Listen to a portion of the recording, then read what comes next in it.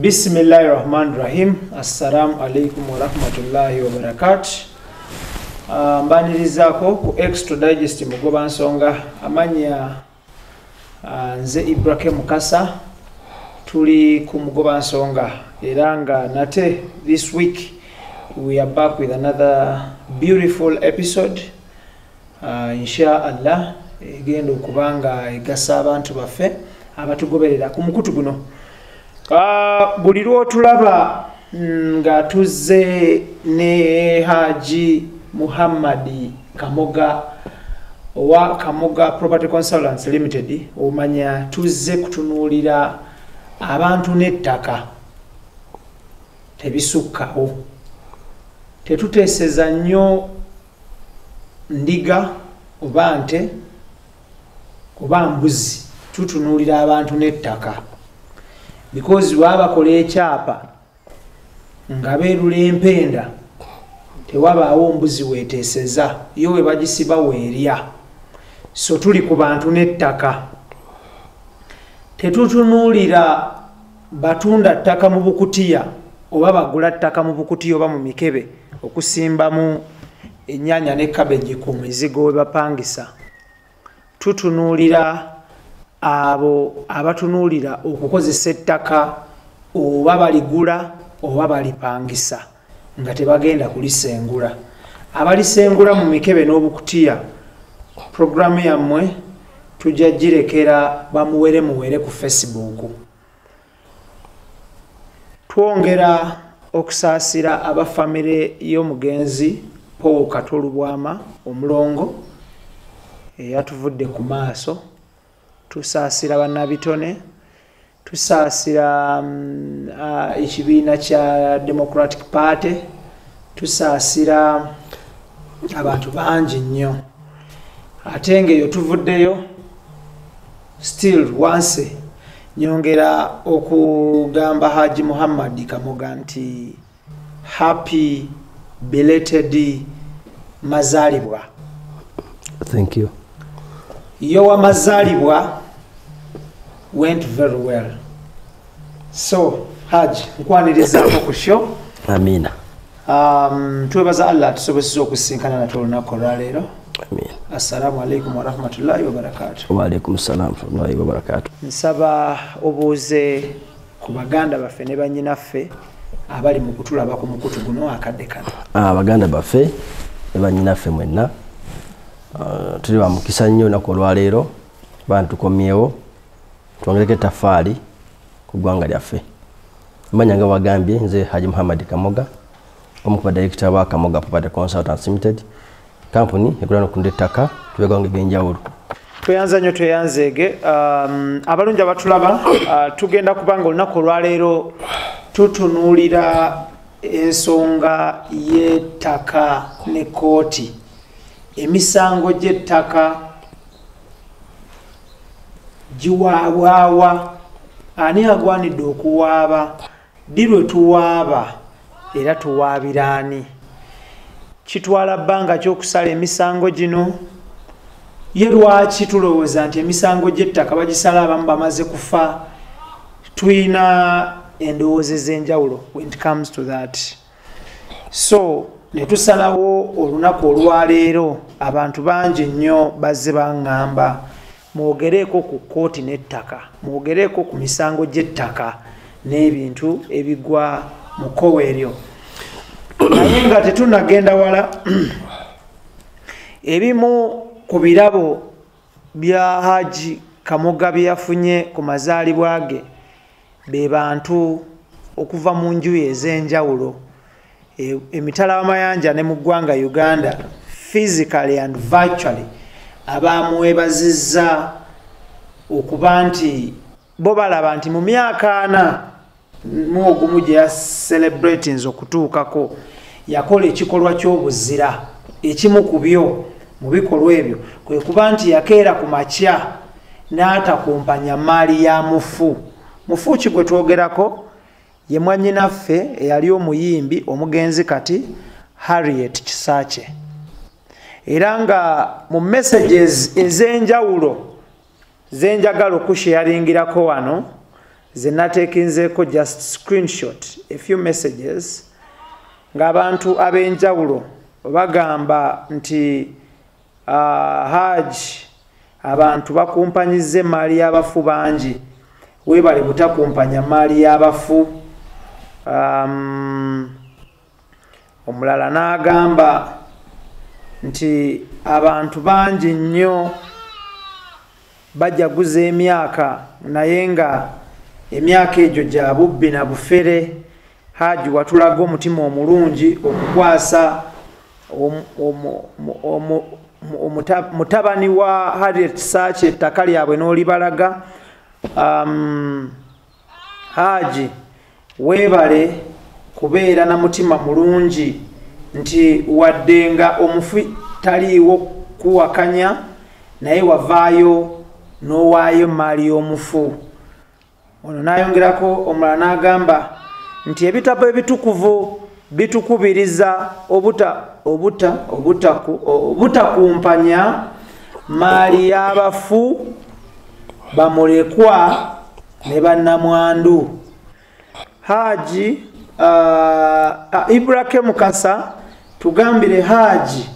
nti yeebale nnyo yeebalire ddala yatulaga omutima ku nsonga ya Harriet Kisache ey'okukwasa abaana be emaali eyo. Okay, n'abalala bangi. Thank you. Olwaleero nga bwe nabagambe mulamwa gwaffe tutunuulira ettaka ne kkooti, ettaka n'embuga z'amateeka, ettaka n'okuwaaba. Tuwaaba wa? Tuwaabiraani? Ddirwe tugamba nti leero mbyesonyiye siwaaba. Naye ng'eyo moment yo yalibaddewo omuntu n'atawaaba ng'alina obutabi bumativu ku ttaka. Ze nsonga ze tugenda okuba nga tutunulira olunaku olwaleero. Puroguramu yaffe eno obudde bwe bunaaba tebutuganyizza kugimala tujja kukola ekitundu ekyokubiri. Because eno issue it is so sensitive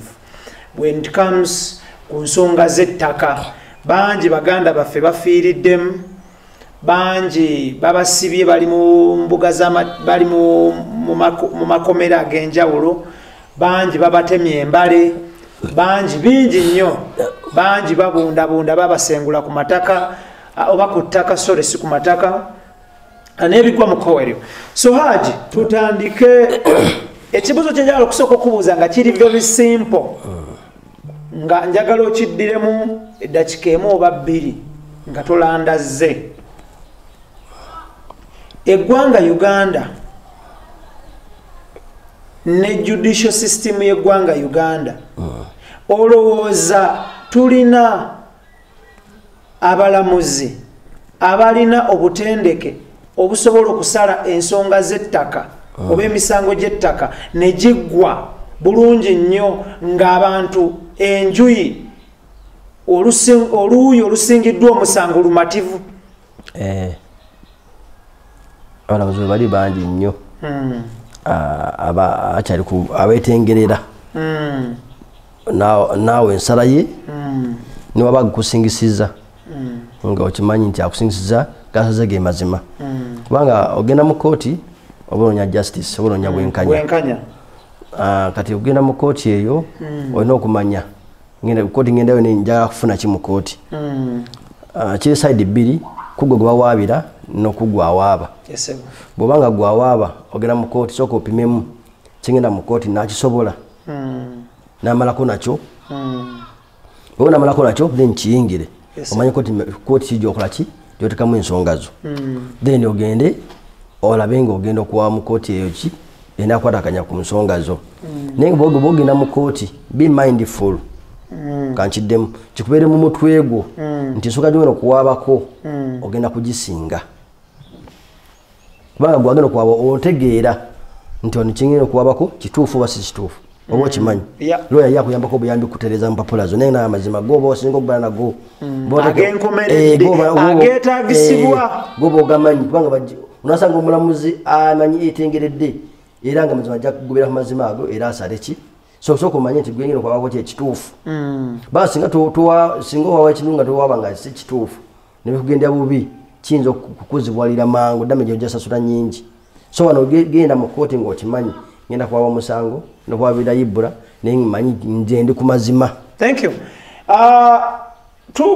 nga tuhandolinga topic eno oba omulamwa gw'olunaku olwaleero omwami ono munnamateeka era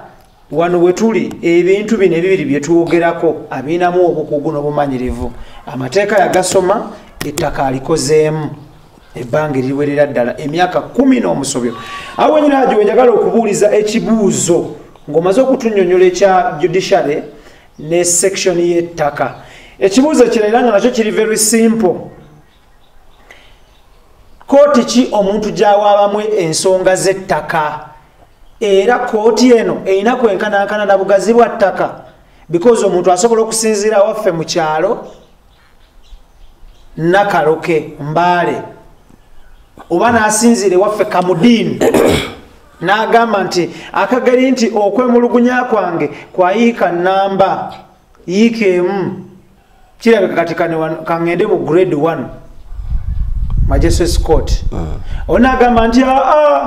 nze alina ali mu kuwaaba ettaka nga tusika omuguwa ku square mile namba nzirukirawo mu high court eno kooti nnafu nnyo okuwoza square mile eno square mile nnene kangende mu high court ezo zonna ziba ndowooza ozze kutulambulula saizi y'ettaka emataringa saizi ya kooti oba levo ya kooti saizi y'ettaka si kyekikulu value y'ettaka kyekikulu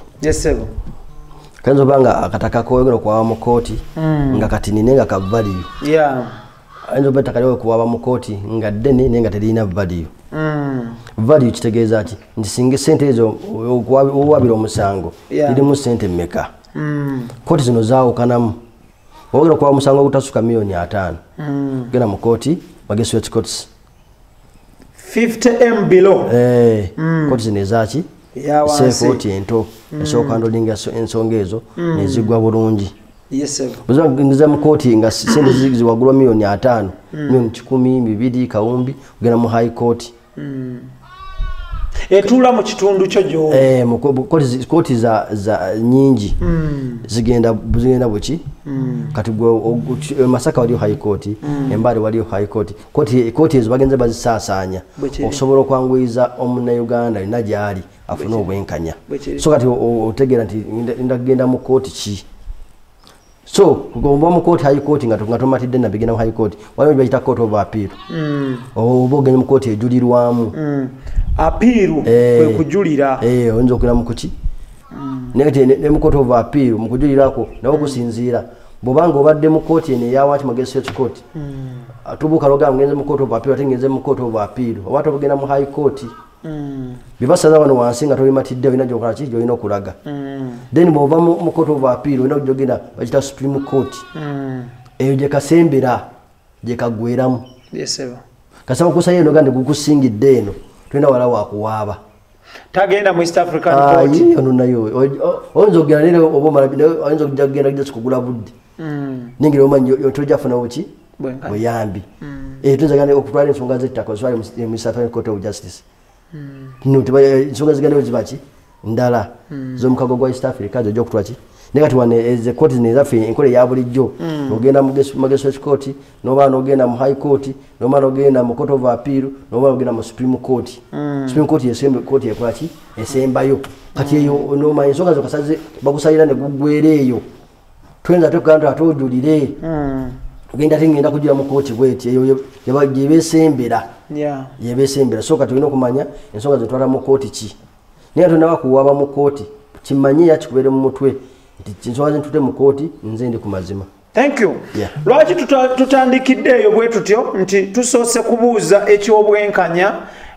ekyobusobozi sore nti oba basala emisango waliwo obusobozi haja kituze mbulungi nti kooti zaffe zeetengeredde era obusobozi webuli n'obumanyirivu abalamuzi webali abalina obumanyirivu obw'enjawulo ku mitendera egy'enjawulo ne ku cases ez'enjawulo. Awo ne tutunuulira mpaaba mu kooti ki era saizi y'ettaka oba value ki era nenzirukirawa. So haji n'akituddamu bulungi nnyo nti bw'otafuna bwenkanya mu kooti esookerwako oba bumativu tebuba bwenkanya oba bumativu actually mu nsonyiwemu bw'otafuna bumativu ogenda mu high court era mu high court no bwotafuna bumativu oluvaawo ogenda mu court of appeal ekitawuluzi ky'okujulira kooti y'okujulira bwotafuna era bumativu yawo n'ogenda mu supreme court bwe kiveeyo era nayo nga tofunye bumativu oba nga tomatidde nze okwawukanako naawe Haji omuntu mugamba afukamira abikwase Katonda nandi nobikwasa Katonda ng'ofukamidde yes baba basaze ekikulu ogenze mu court of appeal kuno nayo ki bwenkanya ensala babakwadde ensala gyebakuwadde ensala eyo oba balina ogiteeka mu nkola ng'etteeka byojjeeyo oba bigudde sayidi ndala omanyi nti kooti yene kyoki esembayo awo nyini njagalira kuleetawo ekibuuzo lwaki omwana w'omuddugavu Ibrahim Kasa n'abalala tulina endowooza nti egamba nti okusala emisango gy'ettaka kuteekwa okuba akaafa ekyo kimu nti era okusala emisango gy'ettaka gino era oli agambirawo nti nga tegiweze myaka 2 ogwo omusango tebajja gusala kyemanyi bino ebigambo biwulira naawe myaka 10 myaka 3 olina akwana ekyokola onagamba nti eyo famire ogiraba omusango baguwaaba mu 8 baguwaaba mu 9 paka nakati sikituufu nti buli omusango bawa mu kooti kuliko amana okumala okufa banja bafunye ensala zaabwe nga enjuyi zombi balamu era ne bateeka mu nkola yebasaze nga bombi balamu so kitegeeza ekyo naye omusango okulwa mu kooti kisinzira obulipo obugulimu ekirwisa omusango mu kooti nti oli bamala okusala ate oli nakolaki n'ajulira libadde embere okolaki okujulira kati kiva ne looya ani akolera ku nsonga zo kuliko oli ojagendayo amale gakusubulayo ki omusango gusuula eyo bawoze babenga woze expert nga tokubakuuliza basale ate ogambe nti saabitegedde ate nga kasogera mukoli nakutwala mu kooti ye ekikulu kyo omuntu akuwaabidde mu kooti kukusaabinga mpapula za kooti ebiddako biba bibyo oba ogenze oba togenze ebyo biba biki bibyo oba ofunye munnamateeka oba tomufunye biba bibyo okwakanako n'emisango gino eja criminal nti gavumenti babakuwaabira ate nebakuwa ne looya akwolereza naye wano misango gya civil gwe kennyini gwolina okukola ki okwewolereza oba gwe kennyini onyofuna munnamateeka akola ki akwolereze naye kimanyi bw'oba ogenda mu kooti eno nga ogenze munnamateeka akwolereza munnamateeka nawo waliwo obuzibu mulimu abatalina biwandiiko mu kooti bwogenda mu kooti bo bawuliza biwandiiko tufuna muntu gw'omanyi nti ono abaddeko mu lofaamu nnyingi abaddeko endabanga omukulu omuzeeyi nti aleka alina empapula atunda walooya musango gga nti akwolereze sooka omusabe empapula zikwawoleza ndage bawa ebbaluwa buli mwaka practice certificate buli mwaka looya takiriza ogenda mu kooti yonna oba magistrate court oba high court nga talina mpapula ezo zimukiza kuwoza musango muki mu kooti so making sure nti gwokwasiza ensonga zo alina obusobozi alina empapula ezokugera mu kooti okola ki okuwoza kubanga bwana talina mpapula ezo ne bamubuuza ekibuuzo nti empapula zino nga tazirina bijja babikomyawo ku keesi eyo bajja baga nti agenda okuddayo wabweru funa looyo muki omulala ono gwoleese takirizibwa kuwoza musango wano talina mpapula nate nga gwowawawaaba gwe kenyini ng'omuntu agwewoleza gwe ate tebakusaba mpapula gwe kinyosa okukwewoleza bwebaba byowoza nga obitegeera neera mulimu era abawoza abalina olugezigezi nalowooza buli kimu akola ki akimanyi ko terina busaasizi bwonna nti ono kati tulina ensala gigenda okumuwa yibambi abadde yewoleza yekka oba tulina ensala gigenda okuwa ono abadde alina looya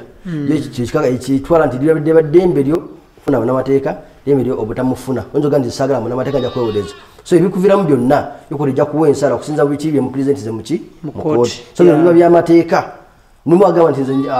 ajja kwewoleza naye nga byawuza akola ki tabimanyi ye nga alowooza amazima agalina neddiwa ogaleese mu kooti. Thank you. Haji, awo wennyini wenjagala tutunuulire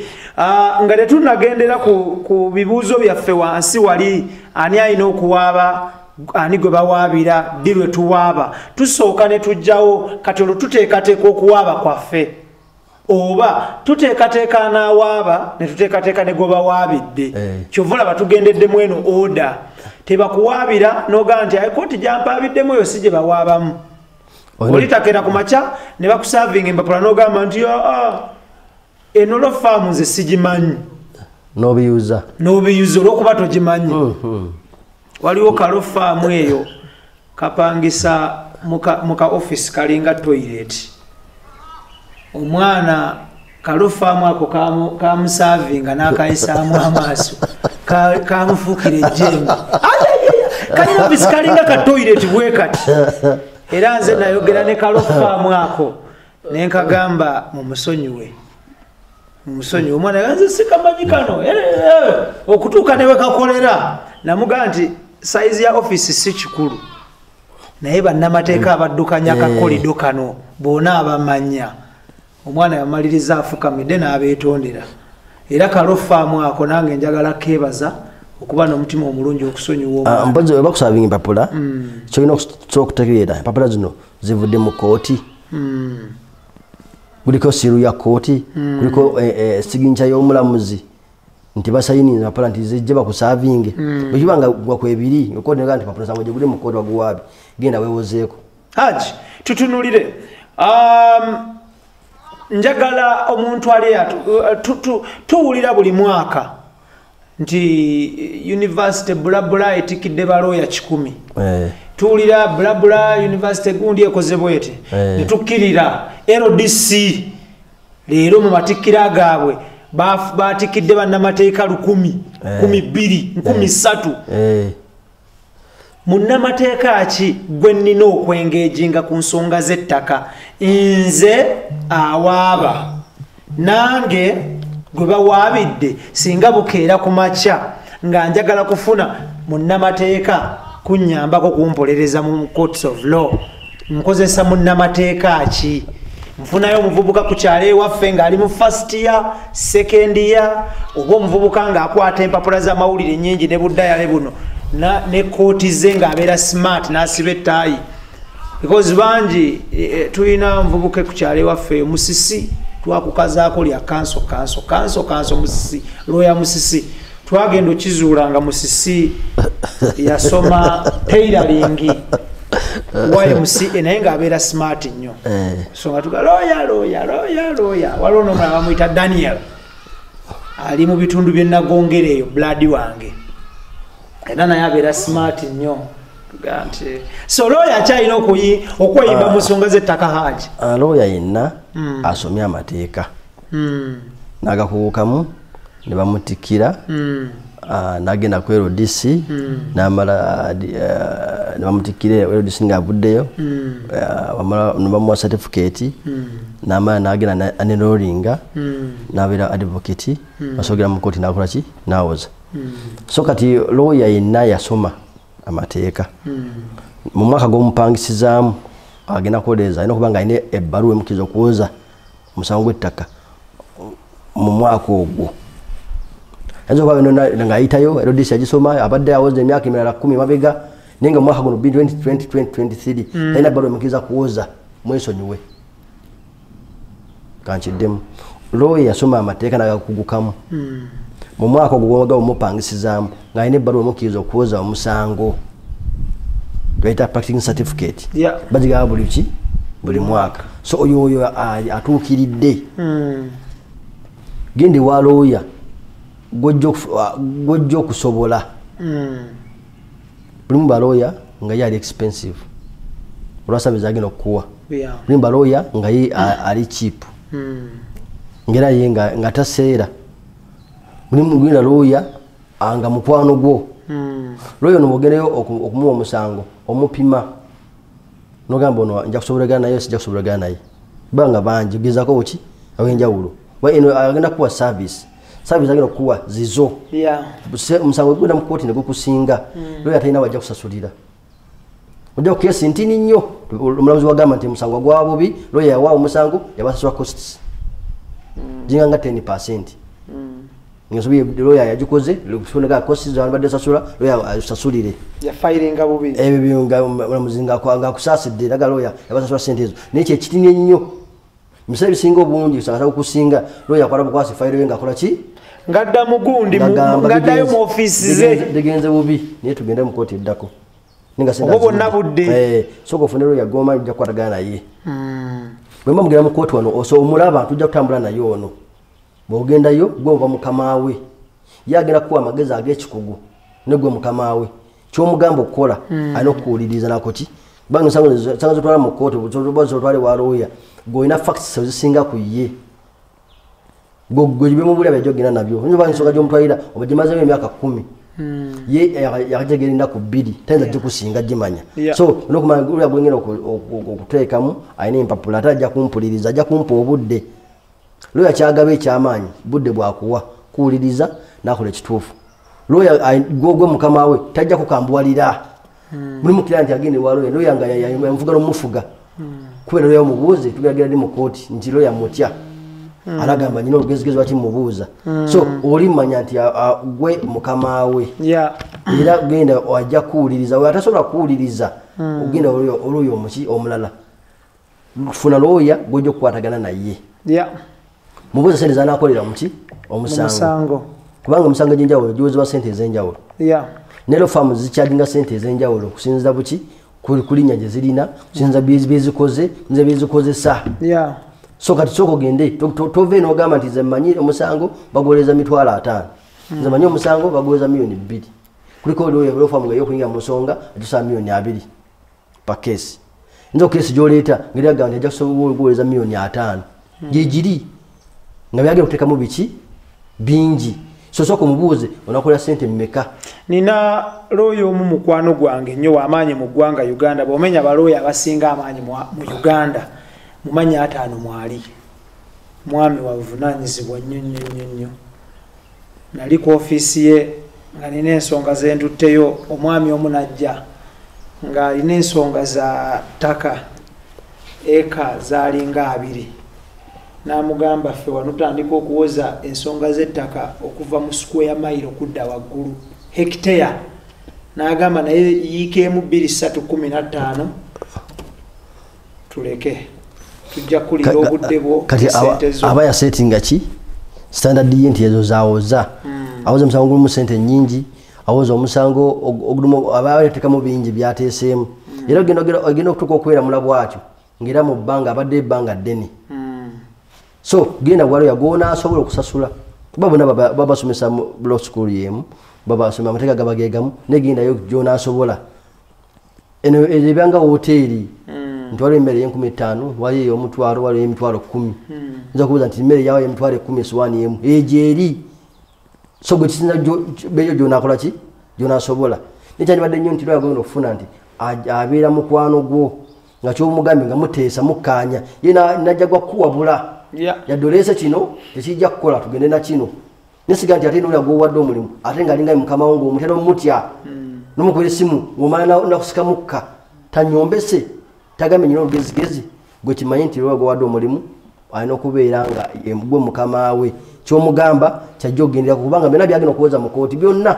bijja kuyamba gwe. Thank you. Okay, njagala tutunulire Haji nga tumaze okutunulira ensonga ezo zonna njagala tutunulire tuwaaba tutya how to sue tuwaaba tutya omuntu nga naaba ensonga z'ettaka awaaba atya atandikira wa alabaani addukire wa ogenda waera wa munamateeka namateeka watuka n'omubulya ku nsonga zo yamanyawo okulaga bakoti zo zimuli ku table nyingi yona mubulya ko ajja kubuuza baza za ttaka ajja kubuuza ensonga ziriddawa ettaka liriko abalole tajja kuteka musango mu kooti ate ye Kampala ajagira miyawa ye kabalole so lawyer ye gwe ngogo ofunye ensonga z'ettaka gende wa munnamateeka omubulimu byonna byakola ki byomubulira kubanga ye kati yalina obukugu obusingawo mu ekyo yajja kuwabula nti gende mu kooti bweti ebyokudraftinga byonna biba bibye bagwe omulimu gwe yasomerera gwe omulimu gwo kumubulira mazima naki kyoyagala okujja mu kooti ye omuloya ajja kuyamba kukiteeka buteesi mukola mu supiidi bwegenda omubule binanga omwebuulira yajja kumanya how to sue yegwe mubule pate zawa okuteekamu omwene facts zolina imwana ebiwandiiko byolina ye ajja gatta biwandiiko ebyo atekemu n'amagezi ge yasoma aya akuyambe ofunye obwenkanya. Haji omuntu ng'alina obutali bumativu ku nsonga z'ettaka ddi lwawaaba era ddi lwatalina kuwaaba? Bw'oba olina omutali bumativu mu kooti oba mu nsonga z'ettaka sooka omanye obutali bumativu obwo bwegenda kinene ki. Okugeza nti owe ensonga z'ogenda okutwala mu kooti nga gwawaabye ogenda kuyamba watali gwewaabidde. Kiddemu oba ensonga gy'ojja okutwala mu kooti nga yattaka nga gwawaabye omanye omuwaabidde nnyo naye nga togenda kumuyamba buyambi. Mulimu ensonga se buli nsonga y'ettaka yonna nti ofuna obutakkanya n'omuntu olina kuddukira mu kooti kuwaaba no. So kogezeeko ate nti enkola endala ey'okuteeseganya. Muteeseganya zino waba ensonga eziggwa mu kuteeseganya ng'oli okuyingira mu ttaka lyo yayingiddemu nansobi abadde butamanya ateesewo omwana amulimire amusimbire ebitooke asimbye ebitooke ayingidde fuuti 10 mu kyapa kyo. Todduka maaso muki todduka musinde genda muki mu kooti sooka omuyite mugamba wayingire muki mu ttaka lyange n'ekyapa kyange naawe n'ekikyo ekiba kirina okuddako tuyite saveya. Saveya ye omuntu omukugu mu kupunda ettaka ajja kujja balagibula nti layini eyita wano layini eyita wano then gw'osalewo ogende mu kooti owaabe ng'okimanyi kigenda okuwaabako kyekituufu. So oyinza nti omuntu asimba ebitooke mu ttaka lyange naye nga bwasimbye weewuwe gyola kupimisa maaso leeta omuntu omukugu mu ekyo mulete omusaveya asooka akuwabulemu ojja genda owaabira omuntu omale ebiseera mu kooti asemberega sente genda okutuuka mu maaso nga gobadde owaabira nga gwaba gwoli mu nsobi jakuba omuyambi buyambi n'ettaka eryo lyomuwaabiddeko obwanga alimuwadde kubanga kooti bwowaaba musango ne gukusinga ogwo basinze osasula sente oli akusinze. So kati gyolina okumanya nga sinagenda kuwaaba sospizentekinga ogubanga gwa ttaka sooka ofune saveya olabe none noli nga waali omuyita pate nga zino nga weziri naye muntu ajja kutegeera nti ano wankoze ensobi waba tamatidde saveya oyo ayite saveya we bayinza obeerawo babiri ku site bapime nti ettaka oliyingidde mu lyange ono tayingidde mu lyange. Olaba nti ayingidde ng'aganye okutegeera awo ng'osobola okugera ku sitepu eddako ogenda muki mu kooti otherwise obanga ategedde ensobi ye musobola okukimalira nga kigenze muki. Si buli nsonga yonna eri ku ttaka nti ensobi ezize ku ttaka buli kiweekanzeemu toddukire mu kooti. Oyinza okuddukira mu kooti nga gowaabidde ate ogenda kumuwa ssente. Okitegedde bulungi? Si buli ensobi eri ku ttaka ndolina kusobola kudduka muki mu kooti. Leka sobola okugezeeko zino empende ezisookerwako zino kuba kooti erina emisango mingi ne mulagera mu kooti eri bajja sobola bagamba musooke muteeseganye soke muteeseganye kooti ekukaka sooka weeteganye naki n'omuntu oyo mediation zibeerewo bakolera mediation report nti zikoze eki ziganye. So ate butuwa ku mediation yobo okuteeseganya buyinza okuyitawo omwaka nga mulamba kuva wafiringa. So ate wano ensonga yabadde egwerana mu nnaku 2 ne mugimaliriza. So sooka ogezeeko steps zino ogenda mu kooti nga step ekola ki esembayo nti biganye kati ogenze muki mu kooti kubanga ogenda mu kooti manya enteeseganya bikoze eki biganya amateeka gagenda kuvayo galamula amateeka gagenda galamule ate galamula side 2 ate byegalamula byonna olina olina obikkiriza olina obigenderako. So katonda agenda kuwaaba sooka ogezeeko steps nezisookerwako endala. Osooka ogenda naye bw'osooka okuyita abakulu abakwero si ne muyinga mu nsonga ezo nyingi nnyo ensonga eziwedde ate zigenze muki mu kooti era nyingi nnyo ensonga zigenze mu kooti nezigwera mu kuteeseganya. So kati wekwekwasa ennyo ensonga z'okuteeseganya tonda agenda kuwaaba muki mu kooti kubanga bw'oguwaaba buyinza okufuna obuzibu buki bungi obanga genze nga teweetegese bulungi. Olina ogenda mu kooti nga weetegese tebirimu solembu naye sigenderedde kasita omuntu omuwabe n'ateekamu defense yanteekamu defense kasita akusiba tugamba ate naye sigenderedde nsonyiwa ebyo omuntu mulamu byabikoze eki biweddewo aba ataddemu sente kufuna looya agenda omuwolereza kumba ogwo omuwabidde ku nsonga enkyamu tebijja kubeera musole mu kooti balamuza na ssente balamuza n'ebibonerezo byekakali kosi zibakuba mu kooti oyinza okusenguka era omusango omu gumusinga waliwo ayinza kwebaka bosabye omusango gumu nogubanga gugenda kusengula e Kampala kyotenda kugenda kuwaba mu kooti sooka opimemu kigenda okuwabako kyekituufu bwekibanga kino enteeseganya zino endala ziganye sooka ngende mu kooti nga last resort genda mu kooti nga kyekisembayo. Extra Digest mugoba nsonga kwe tuli Ibrahim Kasage manyage tuli ne Haji Muhammad Kamoga owa Kamoga Property Consultants Limited abasangibwa e Rubowa ku Kamoga House that is opposite police Rubowa ujju kubanga obasanga batunda ettaka bayamba okufuna ebyapa bayamba kufuna letters of administration bayamba okusurveyinga obukupunta ettaka lyo bayamba kumukwerula empenda so yona josinzira okubanga otulaba nkugamba nti wekwate abakamoga Property Consultants Limited when it comes to issues of land buli kimu kiberenga kitambula bulungi nnyo. Program yaffe olunaku olwaleero tutunuulira kooti n'ettaka abantu okuddukira mu mbuga z'amateeka ku nsonga z'ettaka. Kyemanyi at one point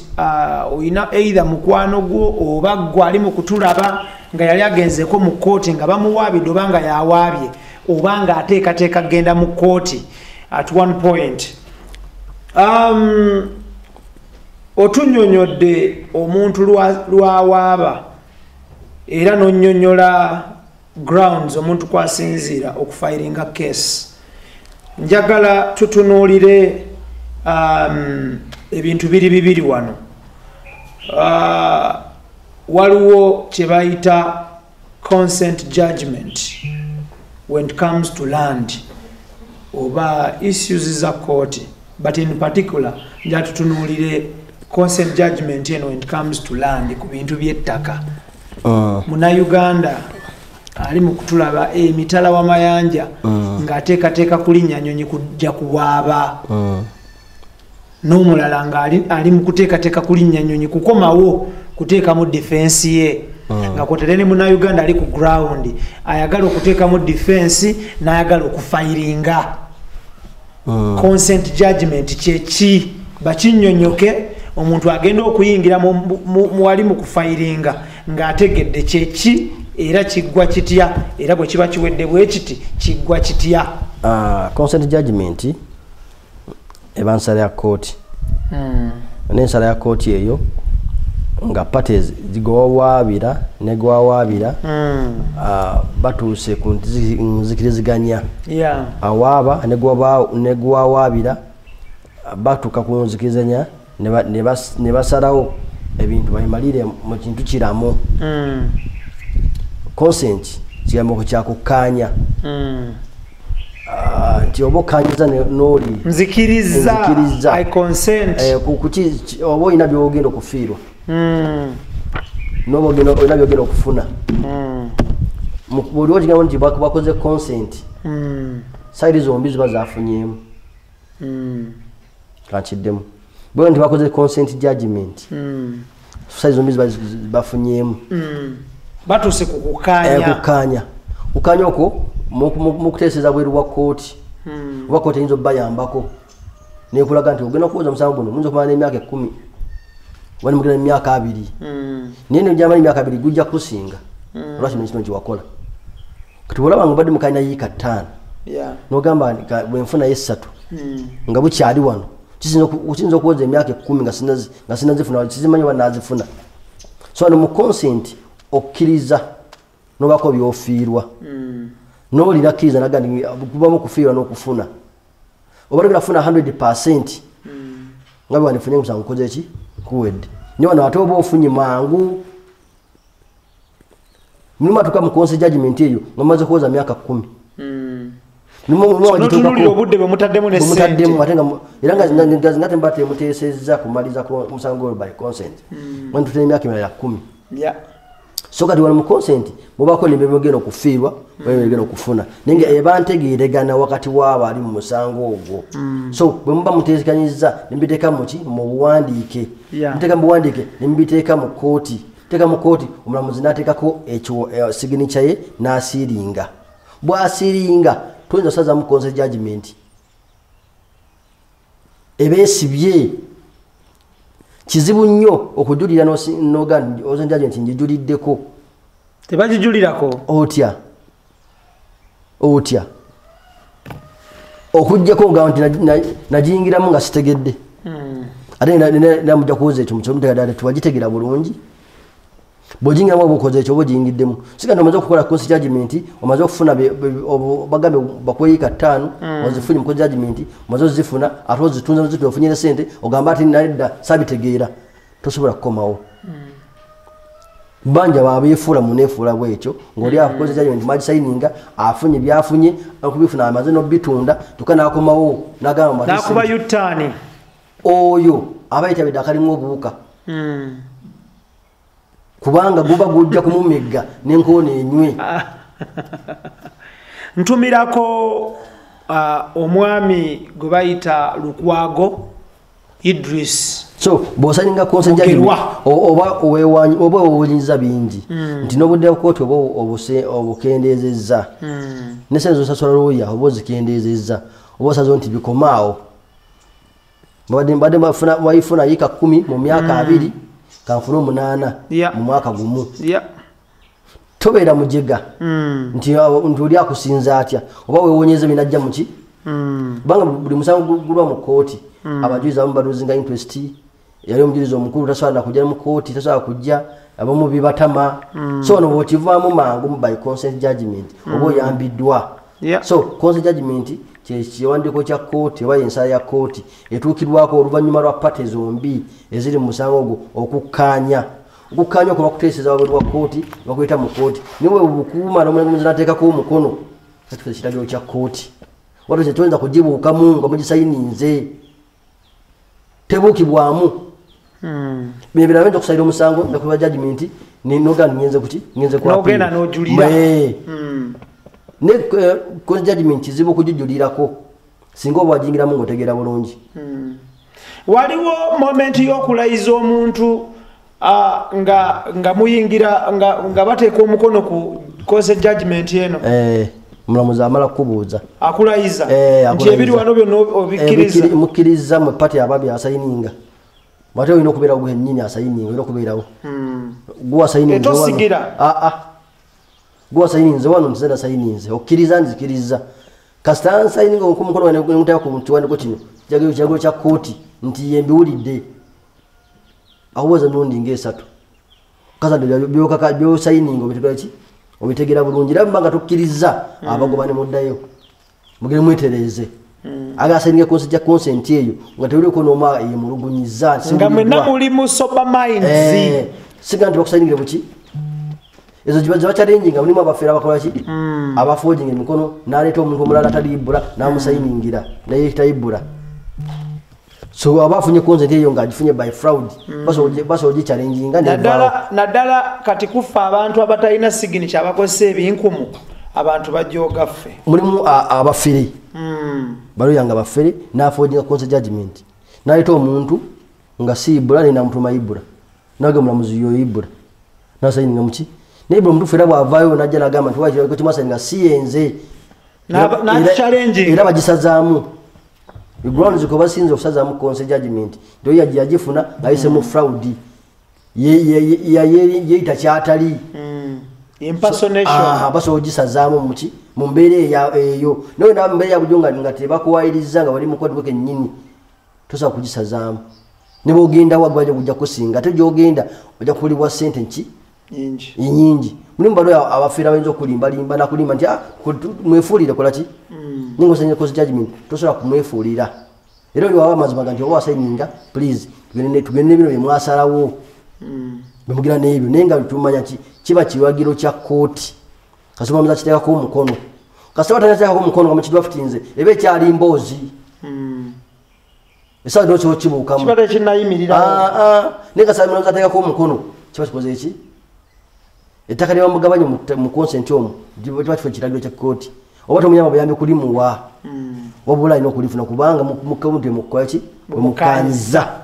kuba kukkaanya naye nga oba oyinza mu consent oba oyambiddwa nti obudde oba weewewudde extra digest mugoba nsonga kwe tuli of course bino byonna tukusiigira ekifaananyi obiyingire ng'omanyi nti ekigambo consent judgment tekituuka mu matuugo ne kibeera nga kipya nnyo nnyo nnyo nnyo nnyo nga bwe tunnyonnyola ebintu bino era bw'osobola okweyambisa ku mukutu oba intaneti oba google n'oteekamu ebintu bino n'ogibuuza ekuddamu mu luzungu oluli basic olwa bulijjo. Tokozesa nnyo internet mu kuyomba na kuvuma bantu na kulwana ntalo. Gikozeseeko ne mu bintu ebirala ndosobola ogibuuzabuuzaayo ko obuntu obuli simple. Togibuuza bintu ate bitagatta. Tingenda ntya mu Amerika nga sina visa. Google hizo obutakuddamu. Oshegeera.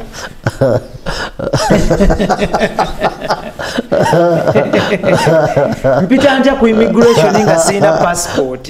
na visa. Hizo bitabiddamu ebyo. Yes.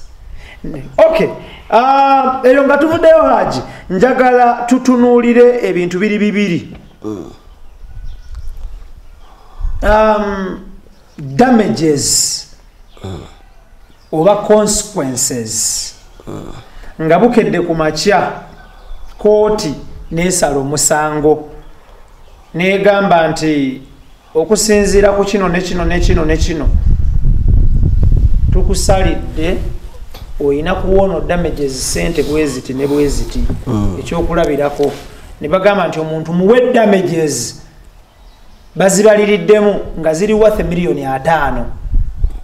Sente zino $5,000,000 nziwaayo mu bikalu, nziwaayo mu installments, nzireeta mu kooti gye nzikwasa n'ezimuwa, nzimuwa mu kaashi, nziteeka mu banka, oba mbula bubuzi bwe mba sizirina. Neŋŋamba basabye $5,000,000 sizirina ne neebulira, oba nenzire waka ne ntuula nti sizirina. Kibeera kitya nga kooti evuddeyo n'egamba nti omusango gukusinze n'olwekyo okumalira Keith Kanaabi obudde sasula waayo damages za $100,000 n'ekitole kya sabbuuni. Damages ezo ne costs the sente ezo zisasulirwa omuntu kooti ngizengo ekulagidde omusango bagukusinze tegukusinga nawo ne bakulekera bulekezaawo kuyinaayina ojja kuddamu owaabe ebirala ebitagatta abeewaabya waabyabo bibeera nnyo eri mu family kooti ebyo oga nti musango guwedde ne buli mwasasula kosti ze ne mba mugenze mu bya ttaka ettaka teridimu ebyo bugukusinga kukusingira ddala. The winner takes it all. Akuwangula Keith Kanaabi ate ne sente nakolaki nazitwala kati cost ezo baba bakusalidde gundi ezo damage ne cost ng'osasula sente ezo kisinziira kwono akuwaabidde kubanga ye kooti ebimaze osalawo ebyayo kati awo ebigenda bikwasa looyawo oli balabe bagenda kuteeka kirago ekyakola kirago tikya mu nkola bw'oba togenze mu kooti eddako kujulira ng'osazewo sente ezo ozikiza osasule n'osasula ono okkanya n'ono akuwaabidde akusinze n'osasula sente ezo oyinza okkanya naye omuganda nasasula mu bitundutundu oba nsasula mu bbanga bwe riti so olina okuteekawo ensonga lwaki sente ezo tusasula anadetermining ebbanga lyensasulamu damages singa nga baba zisirapinze nze kati mukkanya era okukkanya okubanga nga tekuliiwo era ono addayo era mu kooti basala nti asasule $5,000,000 teba tekiwedde uluggwawo ono asinze alina step gyagenda okuteekinga tukiyita execution okuteeka ekyangiro ekyo mu nkola okuwangula omusango kirala n'okuteeka ekyangiro kya kooti mu nkola kirala so kati waliwo execution department eteekesa ekiragiro kya kooti mu nkola so mu mbeera eyo ono lawyer amanya ekyokukola bijja kuyamba bailiffs bijja kuyingiramu filing no sokozo ogenda mu kooti obuli omulamuzi lwaki togenda kusasula sente ezo kati mukubuuza mu kooti zoga nti siyasasula sente ezo kubanga najulira ebyo si byabasala sabikkiriza oba nti nzikiriza kale nsasule sente ezo obbanga bweriti bakuwa schedule sasula sente ezo nengo n'okusasula so bwekuba okusinze nga tokoze appeal atojulidde sente ezo bweno gisasula n'okusasula gundi ezo n'okkanya n'ono lawyer oba nakuwaabidde nimuka nti masasudde $5,000,000 emasasula ne sina $5,000,000 mu cash sasula in kind banyo nkome ettaka bweriti waba olwenga ettaka nga ajja kulikkiriza bwatalikkiriza then awo ng'oyina sasula sente olina tunda bikalu nosasula sente ezo singa okkiriza nosasula sente ezo nobeera waggume nagenda mu kosi ya execution nagwe ne kukusinga olakola sente nate omwongere eza bailiffs bawanyondo nyondo wa kooti oyo naye aba mukulu nnyo zibakusalira nga kukusinza okkiriza nosasula sente ezo kwatagana naye osasule ki wayekuyingizamu wanyondo obanga wanyondo wayingiramu nazo alina kosi ze zajja okukubako ate nga buli wanyondo alina sente zakolaki ezakyajinga so kati awo kiba beta nokkanya naye mu stage eyo nagasasula milioni 5 inako milioni 3 wanyinako milioni 2 banzimukuba mu bbanga bweriti so tulina oba okimanyi nti toyinza kwekwa bwekwesi bwogamba nti odduke wekweke oba ofunye ka temporary relief wekweka ennaku 2 oba 3 oba weeki naye abajja kukunoonya abajja kufuna system eri ekunoonya nekufuna kusanga oba kukusinze okudduka newekweka si solution obula kulaba okumaliza esinzira ku kyokwawadinga damages esinzira kuwona akuwabidde biki byagisaba koti ezenjawulo zigaba ebyenjawulo sinza oli kyagisabye koti kuwa kyotagisabye yoliwoya kasita kiwa kyagisaba kasita yo tukole tunulamu neweyinga nza wonzo gisaba akawumbi negama akawumbi tekasaana osabe nnyingi kankuwa olukaaga nzo gisaba olukaaga negamba nkuwadde 2 so kyogisaba mu kooti kyebakuwa ne kooti kyogisaba naye emala kuweyingamu kyozogedde kyekituufu obudde wakononedde bwenkana ki mulimu olinga omuwabide ninga ali adamant nga takkiriza bukimu kyowaaba yalowooza akozesa bukozesa mpaka nagamba ŋŋanyi nkola kyonkola oyo bwankola kyonkola bwanagera mu kooti ajja kukikola najja kikola nga kyaki kya sente so kyolina okumanya nti mu mbeera yonna at least oba bakuwabidde nga bakusinze teekawo amakubo agasasula sente ezo bwetasasula nti wekweke tosobola kwekweka bakooti eyo erina system ekunoonya yonna gyonaba wekwese ekukunayo oyinza okulaba ngaenakaloka ewala mu kyalo naye era amakulu g'amateeka kukolaki okunonayo so ekikulu si kyakwekweka ekikulu kyakukkanya n'oyo akuwabidde bakusinze nolaba butya basasula sente ezo alo zinde zibeerako kuteesaganya kugamba nti kati bakuwadde milioni 5 ate sijja zisobola kanzewo omulamuzi okujja ng'ogenza okukola apiiru n'obigaana otozigana ng'ogenze mu kooti ekolaki esingako ng'okoze apiiru noba tokoze apiiru bbanga ne apiiru nerikugwako apiiru zibeera ennaku nga mmeka kisinza omulamuzi z'abakuwadde nimu ekwatwala omwezi omulamba okwetegeka mulimu ofayiringa ya apiiru naye nga onafuna proceedings va mu kooti eya wansi ennaku era nga nezigenda nti kino kitegeeza nti kitadde mu kuwoza kwange sadde mu apiiru kubanga kooti zino eya wansi tenabakumpa proceedings nagiwandikira ebbaluwa yiino naye tenabakunziramu bakuba kooti eba n'emisango mingi tejja kudda kugwa omuntu ki omu ensonga zotekamu nga zirimu eggumba dda wateekamu nosoba apiiru wateka empapula gandi bakuwangula nga tomatidde onoteekamu empapula olaga nti ngenda kujulira nolira oyo akusinze n'omusaavinga nti ngenda kukola ki niba osirika obusizi nodda ewaka n'okolima nogamba kibanaaba nakiraba tebajja kukiraba bajja kukiraba nga bakubanze kuki magaba kukutte extra digest mugoba nsonga kwe tuli Ibrahim Kasage manya gange atutunulira kooti n'ettaka empaaba y'emisango gya kooti empoza y'emisango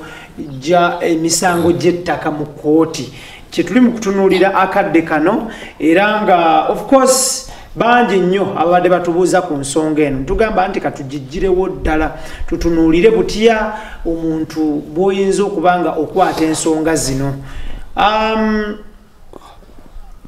njagala tutunuulire singa nga omuntu omusango guba gumusinze azzaako ki ye yamanyi kyazzaako ayinza okugamba guno gunsinze sina gye neeyongera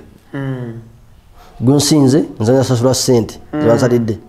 gunsinze ngenda kujulira sibikkiriza so ye gwe gusinze yamanyi kyazzaako gwe nga gwe kuba gukusinze gwe olina omanya kyozzaako nogamba looya nti atuteekemu apiiru ogamba looya atusasule nagira amapiiru beera bajja kunsinga ndaba kasoka kigwe kyozzaako gukusinze guti guzoba gukusinze kosikosi bakuwadde babagambye asasulako haafu so sinza ensala ebedde yewunzikiddewa kiko kigame kusasula okisobola aba tokisobola so kisinzako gwe gwolaba ekyokuzzaako nenga kooti emaze okusalira omusango banga mulu wakati mu kuwoza omusango togeza noyingira ati mubenyi w'amateeka obulala bangi ali mu kuwoza omusango gwa ttaka naye ate n'akuba gwawoza naye bigenda kukyuka yadde omusango gye guli goni mu kuwoza ate bajja kugulawo omulala gw'okkuba omuntu assault ojja gina okuyasanga omuntu omugire jambiya ajja ku ttaka lye alina ekyapa kye ogamba nti nja kumugja ojambiya bw'ojja ojambiya gwa kufuza musango mulala ojja bakigulako omusango mugende mu attempted murder bw'onaawoza attempted murder bajja kugamba ate ebibadde bya ttaka ojja kuwoza buno bumenyi bw'amateeka otwalira amateeka muki mu ngalo so togezangako bw'oba ogenze mu kooti ate ntwalira amateeka mu ngalo takooti esalewo kyesazeewo naye togezaako oli mu kooti ate ogyeyo majambiya kutema gowoza naye bwogeza nogyeyo ejambiya kigenda kukyuka bagenda kugulako omusango wa attempted murder wagalazako kutta muntu ate eyo yakibonezo yako kiba kirala ne mu kooti mujagira mu kooti ate endala eza criminal oba ogenze mu criminal case oba ogeza okugenda ojja okuwoleza bakusibe ate neteeka lyobadde olwowolereza nololifiiru so be mindful nti oba ogire mu nsonga zino ez'ettaka toleetamu ate bumenyi bw'amateeka bulala togeza kukola bulemu bw'amateeka bulala toplotinga kutemba oli gwokolaki oza naye bubusiga obuteeke mu kooti ejja kusala muki mu mazima bw'oba nga tomatidde ne byesaze please olinayo omukisa gw'okolaki gw'okujulira naye toteekako okutema muntu leeta kutema maki tojjeyo jambiya bw'ojja jambiya ojja kusibya famire olina ogimalewo buli eyakibaddemu neyateresa ejambiya bajja mumukwata neyagiguza okudduka bajja mumukwata neyatemya ennyini so kukyeni eba nnene so abo nabona bajja kuba kuki bajja kuvunaanibwa so bw'oba ogenze mu kooti be mindful nti togenda kukola misango ate miki mirala kwesige kooti gyoba ogenze togenda mu kooti za kooti mbagirawo nti kankozese amaanyi kozese kasita nyina ekiwago ngenda kumutema ngenda kugulira omuntu bamuteme oba ogenze mu bubenyi bw'amateeka buki ko tejja kuwuliza mbu ati muladde nwanja bya ttaka nenja ejjabya nentema omuntu oba oguvuse musango mulala that is another case so toyingira oli awolo yakuwa magezi ntya yingira mu bubenyi bw'amateeka aba takuwadde magezi maki matuufu so kuwesa amateeka gajja kuyamba otwe ku kyoyagala kale thank you so much tetugenda kubanga tusukawo olunaku olwaleero luno njagala kwebaza Haji obuddebo nja kubaza timu gyetutambula nayo of course tujja kwongerera okukomawo okwongera okutunulira topic eno because ekyali white ebyokugitunuliramu bingi nnyo but of course mu kitundu kyaffe kinaddako gwe genda wansi wa program yaffe eno oteekewo ekibuuzo kyo comment yo but in form of a question ogiteekewo tujja kuba tutandikiraawo mu program yaffe ya next week Ibrahim Okasage manya gange nja kwebaza Haji Kamoga nja kwebaza Idris Lukwago Daniel Mugoya Keith Kanabi netone Senabulya mbagaliza akaseera oba ekiseera ekirungi ate tuddemu tusinkana ate omulundi oguddako inshallah Allah nga atusobosezza mashallah assalamu alaikum wa rahmatullahi wa barakatuh wa alaikum assalam wa rahmatullahi wa barakatuh